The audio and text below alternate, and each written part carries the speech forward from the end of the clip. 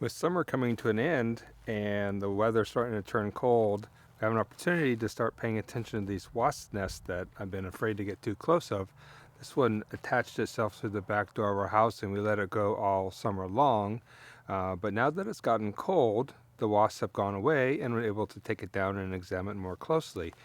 Look at this marvelous structure of this thing. So first of all, we have the really intricate strips of wood that they have made the surface with here.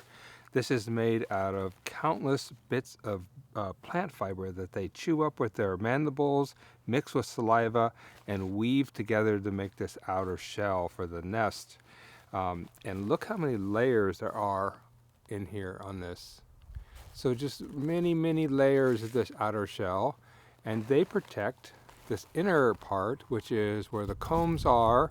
You can see the horizontal combs with pillars stacking them apart about 1 centimeter, which is the height of the wasp as it walks along, creating openings back and forth to access all of the cells in there where they're raising their larvae.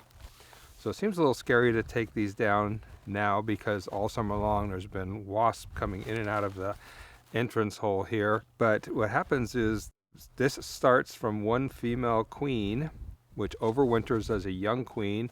She makes a few cells, lays some eggs, goes out and gets food, makes her first brood, and then from that point on, that brood grows and grows and grows as she lays more eggs, and they take care of all the nest duties. But at the end of the season, they all die. But before they die, when it gets cold, the female starts laying some sexually active eggs, producing both males and the new virgin queens for the next winter. They fly off and mate, and then the males die quickly, and then the females overwinter and start this whole cycle over again. So yes, it is safe to take these down now. It's remarkable to get this chance to look at this close now and see the really intricate patterns of all the wood fibers. They chew up the wood fibers and mix them with saliva, and then they use hydrogen bonding, which is the same principle that holds water molecules together, to hold these fibers together tightly and form a really durable, waterproof, and predator-resistant outer covering. And also insulation. You can see from these many layers that they're able to thermally regulate the heat and cold within the structure and keep it at a constant temperature for the young. It also, I was just reading a book about this, that it seems like one of the reasons they build this outer shell is because when they build these cells, they don't know exactly when to stop building them.